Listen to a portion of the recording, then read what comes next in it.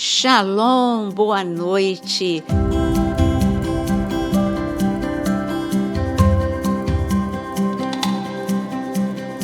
Vez aqui no nosso podcast, se tem uma coisa que me alegra muito é quando eu viajo e eu vejo os testemunhos sobre o podcast, pessoas na Europa, em todos os lugares, isso é muito bom, isso anima a gente, né? E eu queria dizer boa noite à mesa. Mais uma vez, o pastor Vinícius não está aqui, mas estamos com a mesma mesa do podcast passado. Então, boa noite, pastor Osano. Boa noite, pastora Nária. Boa noite, mesa. Boa noite, queridos. Boa noite, pastor Jonas. Excelente noite para todos. Boa noite, Aquino. E boa noite, pastor Fred. Boa noite, pastora, pastores, todos que estão nos assistindo. Então, a gente estava falando até de velhice aqui em off. Aí eu estou olhando para a mesa, né? No Jonas não vale. Não, mas eu não fico velho. Eles eram novinhos quando começaram a andar com a gente, né? O pastor Osano, o Fred era novinho. Até o Aquino era novinho. Aquino está velhinho já, casado. Está casado. Bom, eu queria, na ausência do pastor Vinícius, sou eu que dou os avisos. Então, rapidinho, falar para vocês o quanto é importante pequenas ações que produzem grandes efeitos, que é você curtir, compartilhar. Isso ajuda demais o canal e também propaga a palavra de Deus. E também você que ainda não é inscrito, tem gente que ouve os devocionais, os podcasts, e esquece de se inscrever. Vê aí no sininho se você está inscrito, onde está escrito inscrito, vê, aperta, aciona todas as notificações e assim você vai receber o material. E também tem, agora nós já estamos indo para o nosso 4º grupo de WhatsApp. Já completaram 3 grupos. Ontem nós começamos o nosso 4º grupo de WhatsApp. Não é um grupo para conversar, para responder dúvida, é só para você receber os 2 vídeos diários e poder divulgar. E também aqueles que têm mais dificuldade de entrar, já recebe, aperta o link e pronto. Tem o like também, né? E o like que muito ajuda importante, demais, poxa. Meu Deus. O like, porque eu mesma, antes eu ouvia, né, ouço alguns vídeos, agora eu presto atenção. Quando eu vejo algum outro canal, vídeo que eu gosto, às vezes eu saía sem dar like e eu gostando. Eu falei, não vou fazer isso com o dono do canal, não. Meu Deus, eu fazia isso, então não vou fazer. Então, não esquece, aperta o teu like. Tem gente que escreve assim no podcast, já chego dando like. Muito obrigada, viu? Isso ajuda muito. Hoje o nosso tema, ele é muito interessante, né? Todo mundo sabe o quanto nós amamos Israel. E então hoje o tema é judeus e cristãos. E sobre isso eu gostaria de dar, antes da mesa começar a falar, eu gostaria de dar um testemunho pessoal, porque o título é Judeus e Cristãos. Tem 2 aspectos que eu gostaria de dizer. O primeiro é porque muitos anos atrás, mas põe anos aí, muito tempo atrás, eu trabalhei como voluntária na Embaixada de Israel. Quando Jerusalém fez 3.000 anos. E eu morava em Brasília, por isso eu trabalhei na embaixada. E meu primeiro contato foi com a 2ª secretária, Irit. E a Irit, quando eu falei, usei essa expressão do nosso título, judeu, alguma coisa. Não, porque eu amo judeu ou alguma coisa. Ela falou, espera um pouquinho, sobre esse assunto eu quero te ensinar uma coisa. Me dá a sua identidade. Aí eu dei. Aí ela falou, o que está escrito na tua nacionalidade? Cristã? Falei, não, está escrito brasileira. Aí ela falou assim, então, pega a minha. Aí eu peguei a dela. Eu falei, o que está escrito? Lê o que está escrito na minha nacionalidade. Aí estava escrito israelense. Ela falou, está escrito judia? Não. Então, está escrito israelense. Então, aprende, Naira. Israelense é a nacionalidade. Judeu é a religião. Eu, por acaso, sou judia, mas eu poderia ser israelense não judia. Eu podia ser israelense cristã, israelense muçulmana, israelense ortodoxa. Nunca mais eu esqueci essa lição, nunca mais. A gente usa como nacionalidade, é de Israel, é judeu, mas que até a Bíblia, você vê que no Antigo Testamento, né? Fred foi meu aluno, pastor Osano também lembra? As primeiras expressões que Deus usa é hebreu, o povo hebreu, os israelenses, os hebreus, e só depois que a gente, muito mais recente, que a gente vem com judeu, que veio da tribo de Judá, mas a gente precisa, pelo menos, saber, é só uma informação, não que eu mesmo, eu sabendo isso, eu uso. Uso ou não uso? Todo mundo usa. Ah, não, é judeu. Mas só é curiosidade para vocês, tá bom? E tem uma outra coisa também que eu gostaria de dizer, e eu iria pedir para o pastor Jonas ler uma passagem. Eu estou falando nesse início, mas depois é a mesa toda que vai falar, tá? Eu só estou dando uma introdução no assunto, Romanos 11, 17. Se, porém, alguns dos ramos foram quebrados, e tu, sendo oliveira brava, fostes enxertado em meio deles, e te tornastes participante da raiz e da selva, e da seiva da oliveira, não te glories contra os ramos. Porém, se te gloriares, sabe que não és tu que sustentas a raiz, mas a raiz a ti. Então, essa imagem que Deus deu para Paulo mostra que Deus vê a gente não como dois povos, a despeito de sermos, né? Somos dois povos, mas ele vê como um único povo. Ele vê o ramo, ele vê a árvore como um todo, assim como o corpo de Cristo.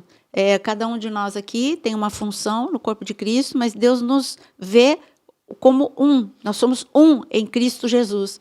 Então, o objetivo de Deus é judeus e cristãos, um em Cristo. Mas houve uma separação bruta. Essa separação aconteceu no ano 300 depois de Cristo.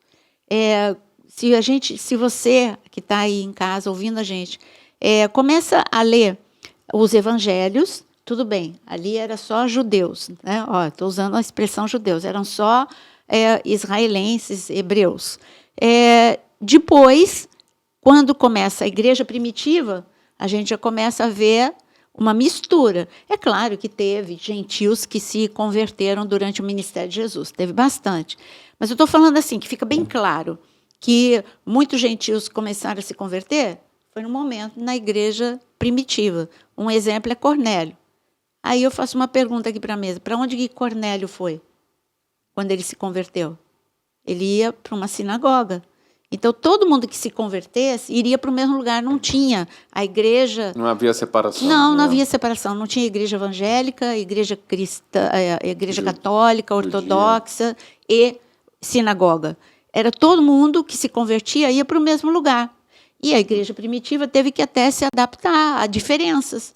Então o gentio que se converte, ele vai se circuncidar ou não? Aí é aquela discussão em Atos 15. Ele come carne sufocada ou não? E aí chegaram a um consenso. Não, olha, gentio não precisa ser judeu. Ele aceita o Messias, mas ele não precisa passar pela circuncisão. Isso é para judeu. Ele não precisa fazer os rituais que nós fazemos. Ele é uma pessoa que se converteu. Então, no ano 300 depois de Cristo, houve essa separação e, como eu disse, né, Lutero trouxe grandes coisas para a igreja, mas trouxe uma linha de pensamento antissemita muito forte, muito forte.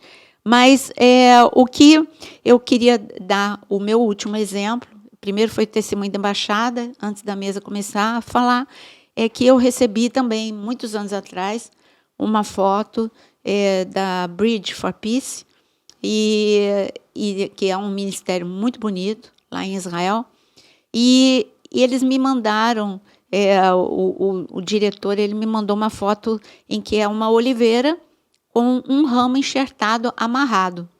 E aí ele falou assim, olha bem para essa oliveira. Ele tirou de uma praça lá em Jerusalém. Aí ele falou assim, nós somos enxertados na oliveira brava, na oliveira real. E aí ele falou para mim, Naira, você que gosta de estudar a palavra, tem a oliveira real e a oliveira brava.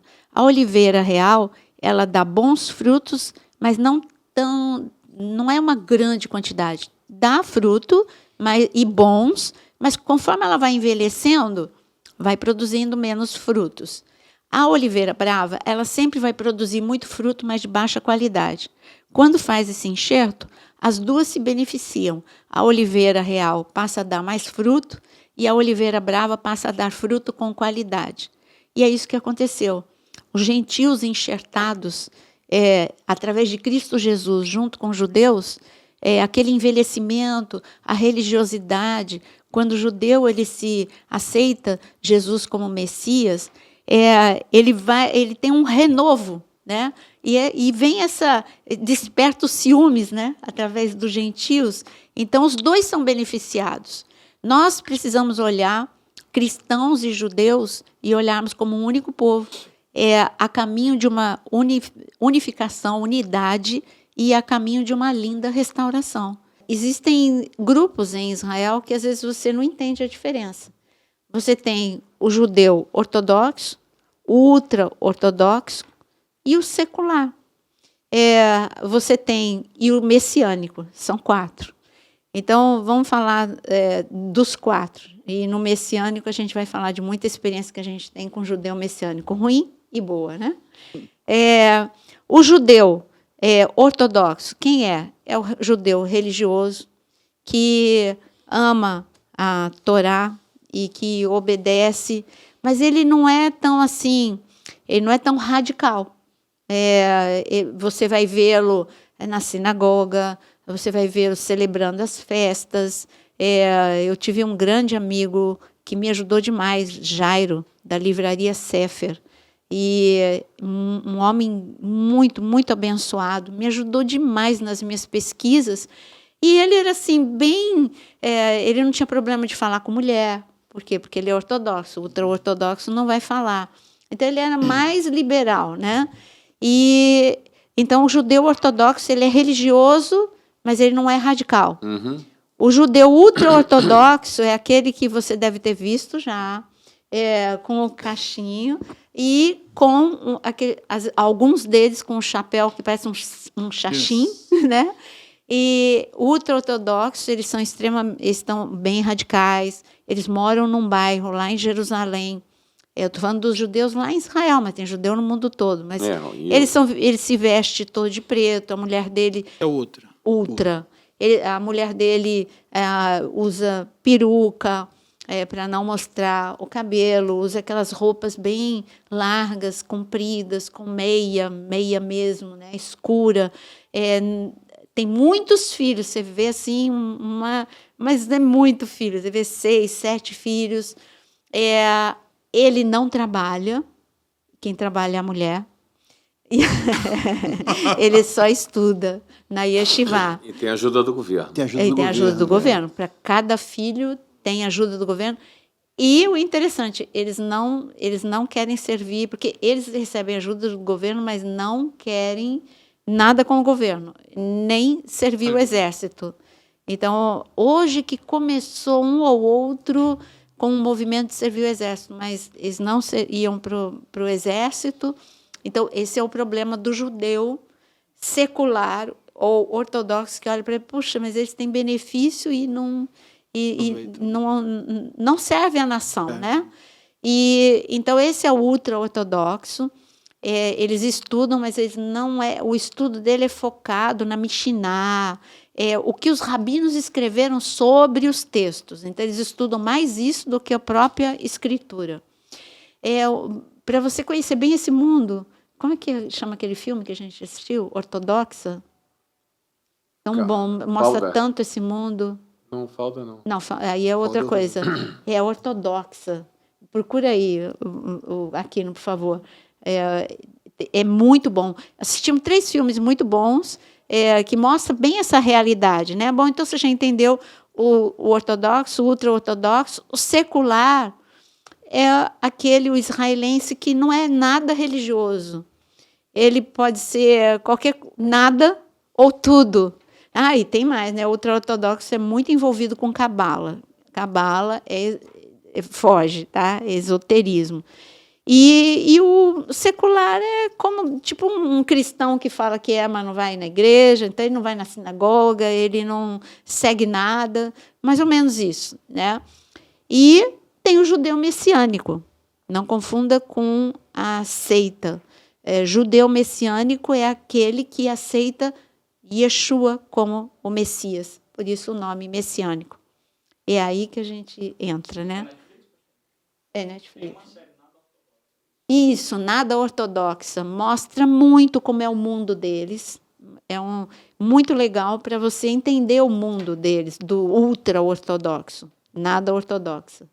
Pastora, uma pergunta. Apóstolo Paulo. Como um fariseu, né? Ele se classificaria como um judeu Se eu trouxesse para Isso, hoje... pastora, só para a gente poder trazer, para poder, na palavra, a gente poder enxergar um pouco como é que seria essa questão do judeu messiânico, enfim, como é que seria, porque tem ainda a questão do Espírito Santo, né? Porque tem gente que crê em Jesus, mas que a gente percebe que o Espírito Santo, ele não está totalmente descortinado a visão de Cristo. Crê em Cristo, mas que tem também uma... Por exemplo, tenho dificuldade com o próprio apóstolo Paulo. O que a senhora acha, pastora? Isso... Eu classificaria Paulo já como um ultra-ortodoxo, porque ele, como um bom colérico, ele vai até as últimas consequências. Verdade. Né? Aqui tem 2 coléricos. Então, quando a gente tem uma paixão, a gente se dedica, foca e vai muito profundo naquilo que a gente ama. O Fred, como... surfista, ex-surfista, agora o corpinho mostra que não é mais, né? Que isso, pastor? Corta isso aqui, por favor. Isso chegando na Itália, imagina. Voltou diferente, a pastora voltou diferente da Itália. Voltei italiana. A Fernanda é a esposa do Fred, viu, gente? Fernanda, desculpa. Então, o Fred também lutador de jiu-jitsu e como surfista ele foi até as últimas consequências. Assim, agora atual lutador de sumô. Como jiu-jitsu ele foi até a última... Não foi? Então, Não, a dedicação do colérico, estou falando de temperamento, gente. Sim. A dedicação do colérico vai até as últimas consequências. Então, quando ele me perguntou, eu vejo assim, Paulo como uma pessoa de extrema dedicação a tudo que faz. Sentou aos pés de Gamaliel, ele lutava por aquilo que ele achava certo. Assim como ele lutou por Cristo quando ele entendeu qual é a verdade. Ele lutou por Cristo até as últimas consequências. Acho que não teve uma pessoa que lutou mais do que Paulo. E aí essa seria a minha resposta. E depois de Cristo foi tão maleável, né? Tão flexível com relação a judeus cristãos, ou gentios e judeus, né? O amor dele, aí eu acho que essa questão do apóstolo Paulo poderia se encaixar um pouco nesse podcast pelo seguinte: ele viveu um lado e quando estava na estrada para Damasco, ali ele viu aquela luz e, enfim, foi todo o processo de transformação. Porém, durante a sua caminhada, como a gente está se baseando ali em Romanos 11, ele fala a respeito do amor dele e da preocupação dele com os próprios israelitas, com os judeus, sim, porque a questão da salvação ele entendia muito claro em Cristo Jesus, e como o povo, às vezes, ele fala em Romanos 10, 2, o seguinte: pois posso testemunhar que eles têm zelo por Deus. Sim. Né? Então, a preocupação dele é exatamente, olha, mas existe algo a mais que eu encontrei em Damasco, e que ali começou a jornada, e que ele, primeiro, quando nas viagens missionárias, ele visitava quem? As sinagogas, e muitas vezes a sua pregação não era bem aceita. Mas ele tinha uma preocupação muito grande para que todos conhecessem aquilo que ele conheceu.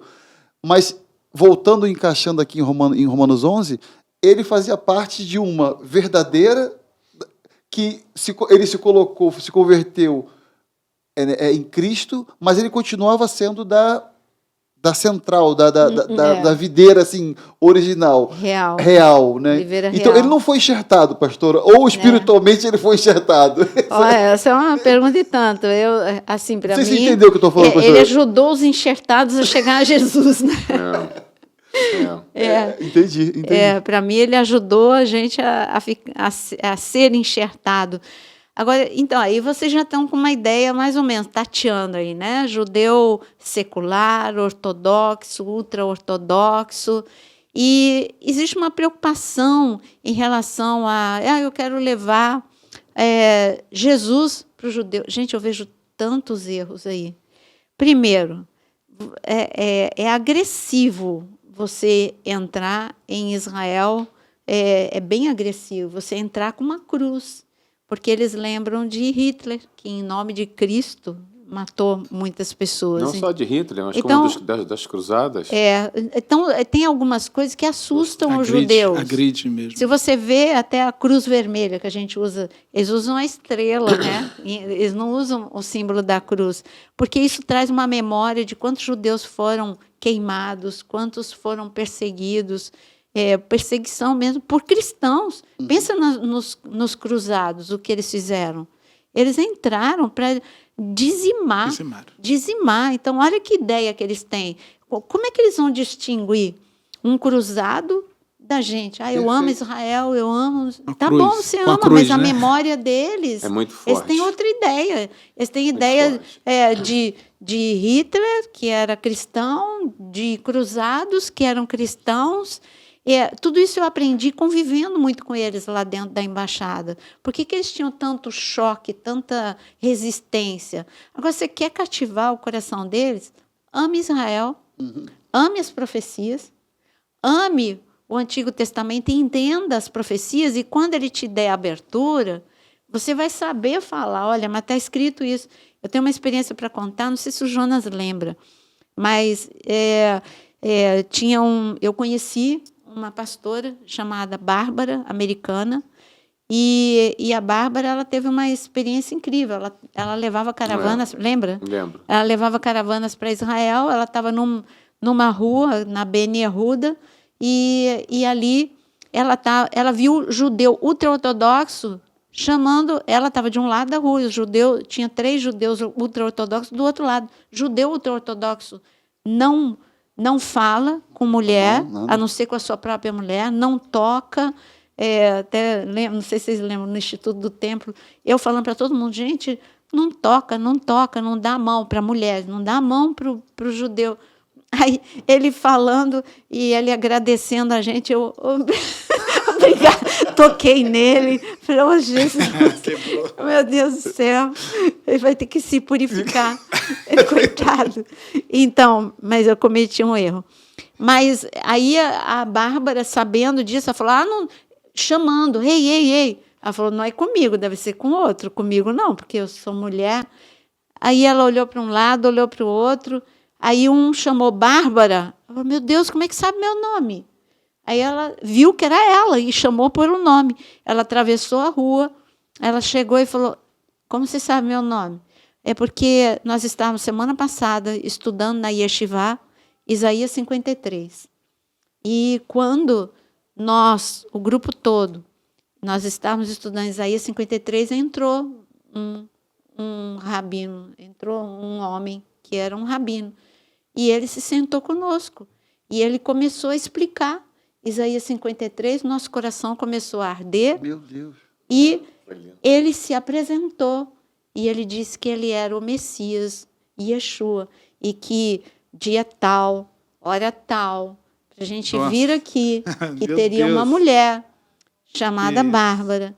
E que nós pedíssemos a ela que a igreja, que a tua igreja, ore por nós. Porque nós agora entendemos, mas nós não podemos nos revelar. Ainda revelar. Mas que eles começaram a ler o Novo Testamento e eles começaram a fazer... Eu tenho em casa, bem rudimentar, os comentários deles, o que eles entendiam, lendo assim, tipo Mateus 26, a ceia no cenáculo, a visão judaica deles, o que eles entenderam, Jesus pegando pão, pegando o vinho, algo bem rudimentar, sabe? Mas é emocionante você ver isso. Então, tudo para dizer que a forma de evangelizar é amar e você também estudar a palavra, porque quando ele te der abertura, você sabe falar das profecias, mas deixa isso com Cristo, porque Cristo faz melhor do que a gente, né? Realmente já foi cometido muitos erros de querer na força distribuir panfleto, distribuir Bíblia, como muitos anos atrás aí teve uma proibição geral lá. Então, alguns erros que acontecem, que a melhor forma da gente fazer é orar, ter contato com eles. Bom, então, já falamos de judeu ortodoxo, ultra-ortodoxo e judeu messiânico. Agora eu sei que a mesa vai esquentar. Tem muito erro em relação ao judeu messiânico. Nós conhecemos judeus messiânicos que se converteram como o Eli, o Davi, que se converteram de forma sobrenatural. Geralmente se convertem sozinhos. Geralmente. Sem ninguém evangelizar. Mas sempre tem um caso ou outro. Sim. Mas a experiência única deles, né, com o Senhor, direto com o Senhor. Agora, tem muito brasileiro que é cristão, se apaixona pela cultura judaica. Sim. E, de repente, começa a se chamar, e aí acha que tem uma linhagem judaica, e agora parece que todo mundo acha uma linhagem judaica, não sei como, e aí começa a se chamar de judeu messiânico, e aí é o grande erro, porque Cristo te libertou, e eles voltam para uma religiosidade. Começa a fazer rituais. O pior de tudo, negam a Jesus. E chega ao extremo de negar a Jesus. Você que se converteu, você que conheceu o Senhor, chegar a esse ponto de negar ao Senhor, porque quando você vem para o judaísmo, você nega Jesus. Você não vai estar esperando um Messias que ainda eles não veio. Ainda estão aguardando o Messias. Jesus voltará e voltará também para eles, né? Mas você negar o Senhor é bem forte, né? Não aconselho ninguém a fazer isso, não. É sério demais. É muito sério. Quando a gente vai ler as cartas, as epístolas, grande preocupação dos apóstolos era exatamente... A carta aos Hebreus, você vai ler a preocupação muito grande, você vai ver a preocupação muito grande na carta aos Gálatas, quando o apóstolo Paulo fala como que vocês tão rapidamente né, se desviaram do evangelho que eu coloquei, que eu apresentei, e existe uma questão de religiosidade, e a carta aos Gálatas eu acho interessante demais, porque ela fala muito a respeito dessa parte de que todos são filhos de Abraão, porque Abraão ele foi justificado pela fé. Então, quando a gente entende essa questão, a gente começa a ver aquilo que o apóstolo Paulo, que o apóstolo Jonas falou, o pastor André falou, a questão de uma divisão, né, pastora, que na verdade nunca, no coração de Deus não existe. E olha só, se a igreja primitiva chegou a um consenso, guiados pelo Espírito Santo, depois de orar, buscar a presença de Deus, de que judeu, de que gentil, quando aceitasse Atos o Messias... 15. Exatamente. Não precisaria se circuncidar. Agora, as pessoas que querem ser judeu messiânico voltam a fazer tudo o que está escrito na palavra que não precisa fazer. Quer dizer... Não, mas você está falando de voltar a ser judeu messiânico. Não, eu estou falando mais grave ainda. Negar a Cristo. Mais grave, eu estou falando daquele que se reveste de judeu. Mas sim, mas é a linha rejeitando do Cristo. Que a pastora falou, porque é um caminho. É um caminho. Nós conhecemos. Sim. Nós conhecemos 3 pessoas que fizeram esse caminho. Primeiro começa fazendo cerimônias e daqui a pouco já não está mais aceitando Jesus como Messias. Então, que Messias que eles esperam, né? Então, se o judeu ainda não aceita Jesus como Messias, por que ele não aceita Jesus como Messias? Porque o judeu, esses que não aceitam, né, os que não aceitam o Messias, é porque eles esperavam um Messias que os libertasse de Roma, glorioso, poderoso, que é Jesus. Só que eles não viram que em Zacarias mostra 2 etapas. Ele primeiro vinha humilde e depois, sim, ele viria com toda a sua glória, que é a sua segunda vinda. E eles não entenderam. Para a gente entender bem, é só ver a vida de José. Né? Eles não entendiam, até que os irmãos reconheceram José como um José poderoso. Mas o José, sem a glória, eles desprezaram. Agora, os irmãos de José desprezaram José que não tinha glória. Agora, o José glorioso, o José cheio de honras, esse eles abraçaram e reconheceram. É a mesma coisa que vai acontecer. José é uma figura de Jesus. É uma figura dos seus irmãos, né, que o traíram, que o lançaram no poço e etc. Então, a gente vê que existe uma linha fina e tênue, muito perigosa, de quem quer entrar por esse caminho. Acho que aqui na mesa não existem pessoas que amam mais Israel. Quer dizer, claro que existe. Tem muita gente que ama como a gente, mas estou falando que a mesa aqui ama Israel. A mesa aqui ama o judeu. Mas nós temos o equilíbrio de sabermos que nós não somos judeus. Nós somos cristãos que amamos e oramos. A ordem para a gente qual é? Orar por Israel. Então, bendito, né, e abençoados, cheios de paz, são aqueles que abençoam Israel. Então, a gente vai para Israel para estudar, não é nem turismo, é para estudar. Mas e aí? Tem que prestar atenção. Nós celebramos as festas, você assuntou aí. Ih, agora entrou. E aí? Nesse momento, aquelas escrituras do YouTube vão bombar. Vai bombar. Agora haters queridos. Eu devolvo, eu troco o ódio pelo amor. Haters queridos, acalme, ouça até o fim. Né? Então, quando pergunta aqui na igreja se a gente celebra festas, qual é a resposta? Nós celebramos Jesus. Nós celebramos Jesus, porque quando a gente celebra a Páscoa, a gente celebra a morte e ressurreição. E quando a gente celebra Pentecostes, nós celebramos Jesus, porque ele subiu, o Espírito Santo veio. Ele mesmo falou, se ele não subisse, não poderia o Espírito Santo vir. E nós celebramos tabernáculos porque Jesus nasceu na festa do tabernáculo, mas nós celebramos Natal também. Então, porque então, eu já sei, né? Então, porque aconteceu muitos erros, extremismos, que trouxe muita divisão. Mas tudo para dizer que se você vier numa festa aqui na Páscoa, você não vai ver nada judaizante, você não vai ver ninguém de quipá, você não vai ver ninguém de talite. Se tocar um chofar, é uma vez na vida, outra na morte, muito esporádico, e só se for alguma coisa assim muito especial. Aliás, faz muito tempo que não é, muito direcionado. Mas uma coisa vai ver, Cristo. Cristo, vamos ver. Cristo. Isso vai, porque ele mesmo falou, tudo é a respeito dele. Então, assim, quando a gente celebra uma festa, a gente está celebrando ele. Sim. A gente celebra Pentecostes. E nós não celebramos somente na data, nós celebramos todos os dias, porque é tudo a respeito dele. Agora, existem momentos como o nosso aniversário. A gente não faz uma festa para comemorar o nosso aniversário? Então, assim, é um momento de você celebrar marcante, porque é um momento de a gente evangelizar, de a gente poder ter uma oportunidade de agrupar pessoas que têm interesse e vão conhecer familiar, Cristo. né? E as festas, pastores, elas agregam muitos valores para você conhecer ainda mais Jesus na íntegra, né? Eu fico pensando assim, eu coloco isso na balança, né? Quantas igrejas deixam de conhecer mais a Bíblia porque também não exploram as festas? Sim, quando a gente celebra Pentecostes, a gente traz a importância, né, para todo mundo. O Espírito Santo muitas vezes é negligenciado, ele só é lembrado por causa do poder. Eu quero dons. Mas será que você lembra que você não pode entristecer o Espírito Santo? Será que você lembra que você tem que ser cheio, que a medida celestial não é tanque pela metade? Que você tem que ser cheio do Espírito Santo?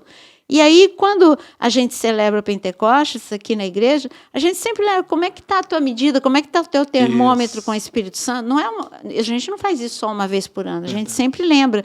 Mas é uma oportunidade de falar, valorize. Eu sempre lembro daquele momento em que, falando de novo do Eli, né? O Eli Bar Davi, que fica conosco, ensina, um grande mestre lá em Israel. E aí ele falou uma vez, ensinando ali sobre no aparelho, na máquina, no Getsemane, ele falou assim, nunca esqueci essa imagem.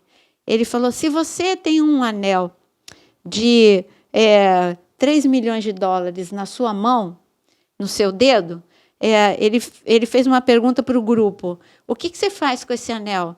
Ou se você usar esse anel, o que você vai fazer? Se você tirar para lavar a mão, você vai ficar olhando, não posso esquecer, ele tem que ficar aqui, no lugar seguro, agora eu tenho que pôr aqui no meu dedo.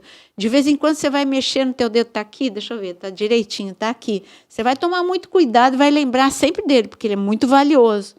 E ele falou assim, o Espírito Santo é muito mais. É o penhor, né? O Espírito Santo é a riqueza do céu em você, é Deus em você. E você não lembra, eu acordei. Será que eu estou cheio do Espírito Santo? E aí ele falou assim, será que você verifica o tempo todo? É o que tem de mais precioso Deus te deu. E você lembra de tomar cuidado para você ter o Espírito Santo? Então, eu acho que essa conversa, né, entre judeus e cristãos leva a gente a pensar mais sobre os cuidados que a gente precisa ter. Então, eu gostaria de chamar a atenção, nesse momento, para a igreja do Senhor Jesus, que ainda não entendeu, que ainda não conheceu Israel, que ainda não conhece a importância do povo judeu para todos nós. Afinal de contas, foi por intermédio deles que vieram os profetas, que veio a palavra, né, os livros proféticos, os primeiros 5 livros da Bíblia.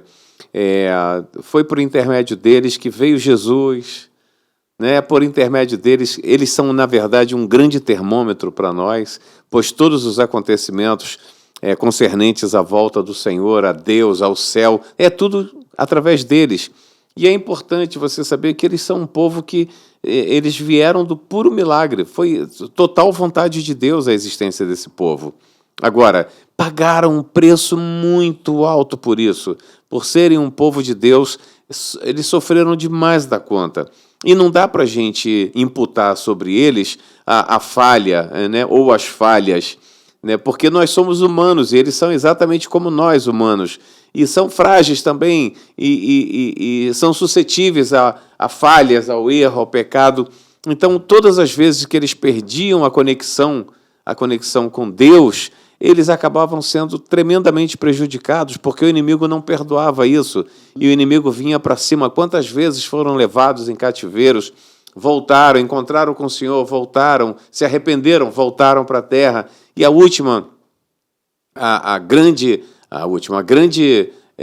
o grande exílio deles, né, no final de tudo, foram esses 2.000 anos, os últimos 2.000 anos.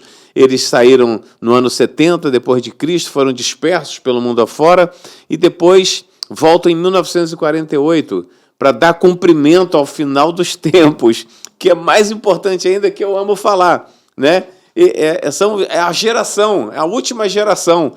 Essa geração não passará sem que tudo se cumpra. Então, gente, é isso, eles só voltaram para cumprir o finalzinho da palavra, das profecias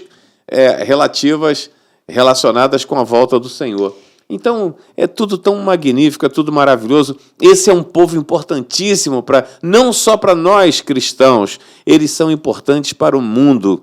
Eles trouxeram devido à inteligência absurda que Deus colocou sobre eles, eles fazem coisas extraordinárias de benefício para o mundo. Então, queridos, vamos amar Israel, né? Existe um antissemitismo muito acentuado, até mesmo no meio dos cristãos, e tem que tomar cuidado com isso. Isso é Lutero, né? E teve uma parcela de culpa nesse sentido. Admiro Lutero. Mas eu estou falando que, em relação a judeus, ele tem uma grande parcela. E eu queria tirar alguns mitos. Mito número 1. Foram os judeus que mataram Jesus.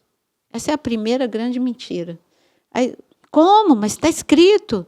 E eles clamaram ali, todos e nós, disseram, né? Caia sobre nós o sangue, isso e aquilo. Espera aí. Eu estou falando que a afirmação está errada, porque ninguém matou Jesus. Jesus entregou a sua vida. É isso aí. Quem matou Jesus, se você quiser dizer, fui eu, você. Os nossos pecados. Ele levou ninguém. Amém. Ele disse. Amém. Ninguém... Coloca de novo. Quem matou Jesus? Então, foram porque os nossos Jesus pecados. disse. Jesus disse que que ninguém tiraria a sua vida. Ele entregou. Exatamente. Ninguém, não foi romano. Então quem matou Jesus foi romano, porque a sentença de morte foi dos romanos. Não foi romano. Não foi judeu. Quem incitou o povo foram religiosos que, por inveja, queriam matar Jesus. Mas eu repito, não foram os romanos com a sua tortura, que era a cruz, não foram os religiosos.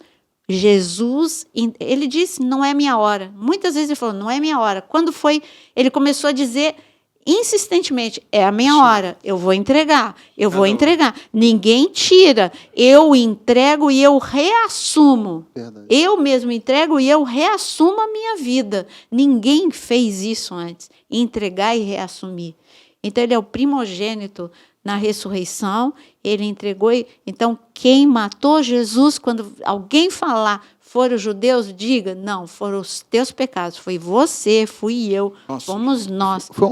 É um cumprimento de um propósito, pastora. É.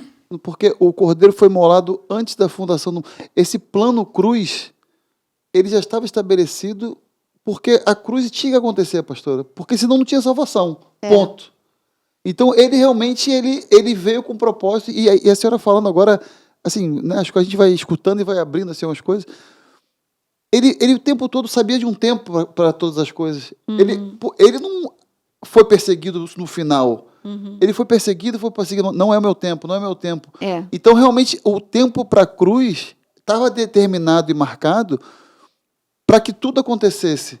Então, realmente não foi uma questão religiosa, não foi uma questão romana, foi um cumprimento de um propósito de Deus para que o homem pudesse novamente ser um com ele.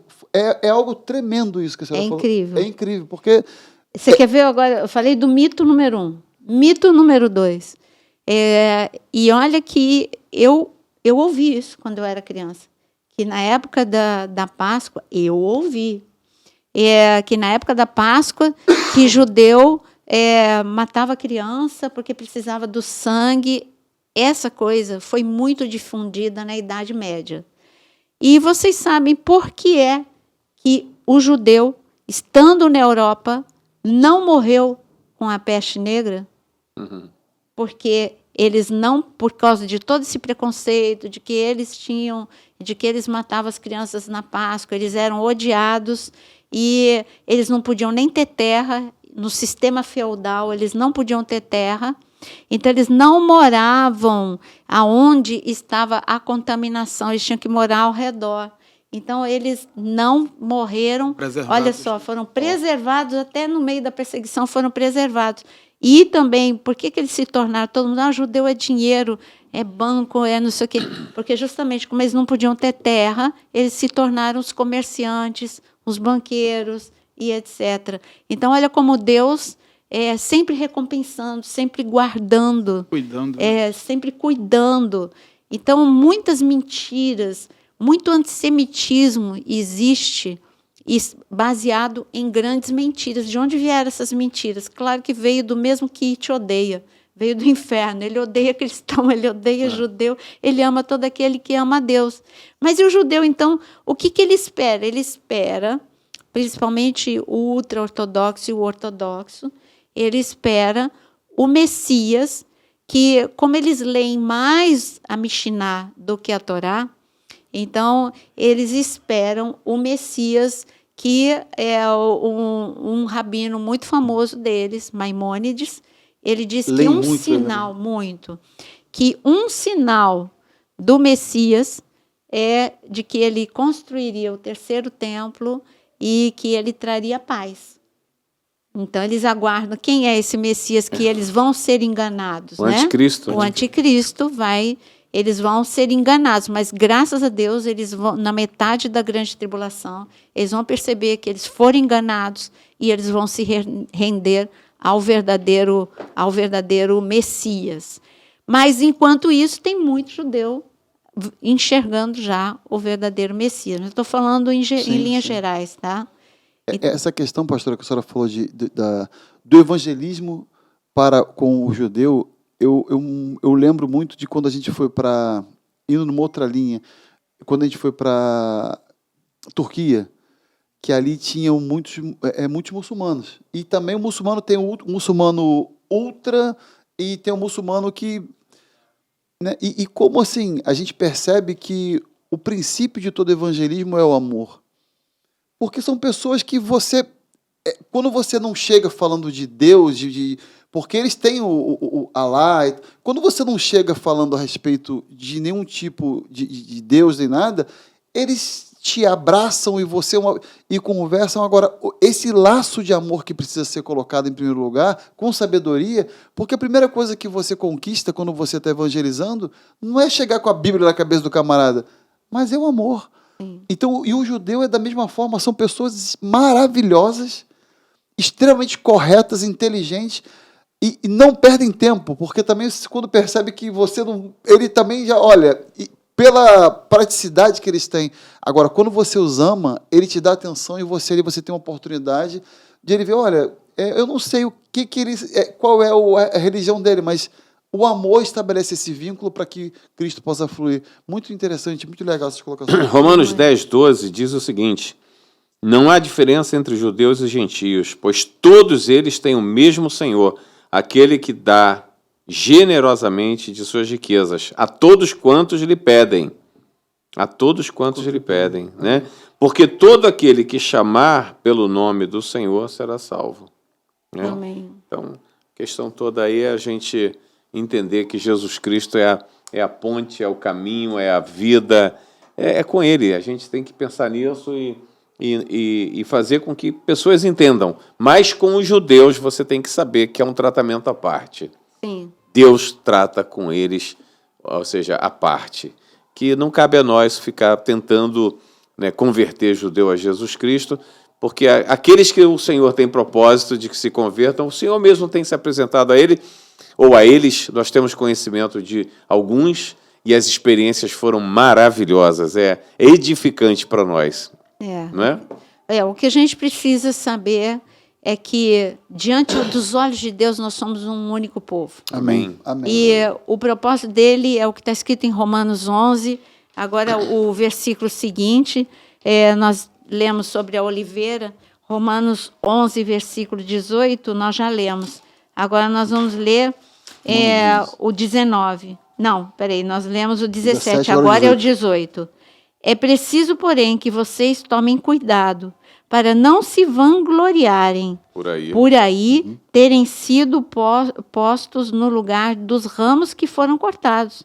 Lembrem-se de que vocês só são importantes porque agora são uma parte da árvore de Deus. Vocês são apenas o ramo e não a raiz. E aqui no versículo 21, pois se Deus não poupou os ramos naturais, ele tampouco poupará vocês. Olha que chamada. Bem forte. Cuidado, se Deus não poupou, nem o judeu vai poupar. Rapaz, você, cristão, que está se vangloriando aí. Não poupou mesmo. E, nós precisamos, então, tomar cuidado com o antissemitismo, com tudo aquilo. A falta de conhecimento faz a gente errar muito. Então, ame Israel, ame judeus. E fale, mesmo que você pense, não, mas está no engano. Espera aí, é por causa do judeu que você está aqui. É por causa dele, a fidelidade dele de trazer, imagina, 2000 anos, quase 2000 anos sem nação, e quase, né? Não 2000 anos, mas quase 2000 anos sem nação, e eles preservaram a fidelidade, lendo a palavra, a língua hebraica, enfim. Então, será que se a gente ficasse 2000 anos, a gente conseguiria manter essa fidelidade? Desaparecer. A oliveira real mesmo. Né? É só a gente ver a própria Europa, né, que foi um berço de avivamento e que, assim, em pouco tempo, perdeu completamente a presença daquele que nos foi confiado, que é o Espírito Santo, para ver como que essa questão da fidelidade do povo judeu é tão séria e tão importante, né? Em Gálatas 4, se não me engano, fala a respeito de um tutor que cuida, né? Eu me lembro de uma vez a pastora pregar sobre o aio e tal, mas enfim, outro. Mas essa lei cuida do povo de Israel, porque eles foi dada para ele como uma forma de cuidado para que esse povo permaneça. E nós recebemos, pela misericórdia de Deus, pela graça de Deus, o Espírito Santo, e nós muitas vezes não cuidamos dessa presença que, quando não seguimos uma linha, você vê a Europa, que foi o berço do avivamento, e perdeu. Você vê os Estados Unidos, que perdeu muita presença de Deus por causa de uma série de decisões também que foram tomadas erradas. E hoje a gente vê um Brasil que, apesar de uma série de situações, mas que está é como se o fogo estivesse começando aquele princípio do churrasco, está começando a pegar, né? E que é uma nação que tem um chamado muito grande, mas que nós temos que cuidar, porque é importante demais a gente não entristecer o Espírito Santo, como a pastora falou, como os pastores falaram, porque daqui é um celeiro para as nações, para avivamento, para que tudo aconteça, né, conforme as profecias. E eu tenho, graças a Deus, a gente tem visto esse início do fogo, a gente está vendo no Japão, a gente está vendo na Europa, algo está acontecendo no mundo, mesmo diante de uma situação tão caótica, algo está acontecendo também em Israel. Deus está levantando pessoas pontuais. E com certeza o pequeno núcleo nosso também ali em Angola, as coisas estão acontecendo ali, está se consolidando. Com certeza. Temos certeza que Deus trará um grande avivamento sobre Angola. África, né? Meu Deus, com certeza. Então, eu espero que assim vocês tenham sido esclarecidos em relação a esse assunto. São dois povos. Nós nos chamamos de dois povos, mas diante dos olhos de Deus nós fazemos parte dessa oliveira que Ele tem aqui na terra e vamos nos amar mais, que toda mentira caia por terra, que toda diferença caia por terra e que todo antissemitismo também caia por terra em nome de Jesus. Amém. E que Deus abençoe todos vocês com mais esse podcast que chega ao fim. E que Deus possa abençoar todos vocês em nome de Jesus. E já que a gente fala de Israel, Shalom, né? Shalom. Shalom. E se você Shalom, tem shalom. desejo de conhecer Israel, nós fazemos pelo menos uma vez por ano uma caravana onde a palavra de Deus é ensinada. Cada centímetro quadrado ali daquela terra tem uma história linda para te contar sobre o reino.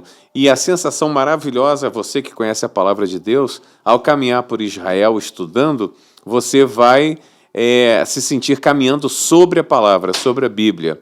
Então, procure-nos e nós te daremos todas as indicações. E o último aviso, não deixa de deixar o teu like, compartilhar. Tudo isso ajuda muito a palavra de Deus. Você se torna, como a gente fala, semeador da palavra. Quando você faz isso, é o panfleto que você entrega. Exatamente, né? exatamente. É o panfleto virtual que você está entregando para alguém, semeando no coração de alguém.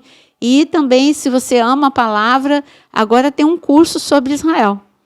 Então, se você ama a palavra, vai na área de membros. Tem muitos cursos. E esse curso de Israel vai ser muito completo. Eu estou gravando. Vai ser não só a parte geográfica, histórica, mas vai ser muito completo. Nunca gravei um curso tão completo como este de Israel. Tá bom? Que Deus abençoe todos. Deus abençoe. Amém. Amém. Shalom, shalom. Deus abençoe.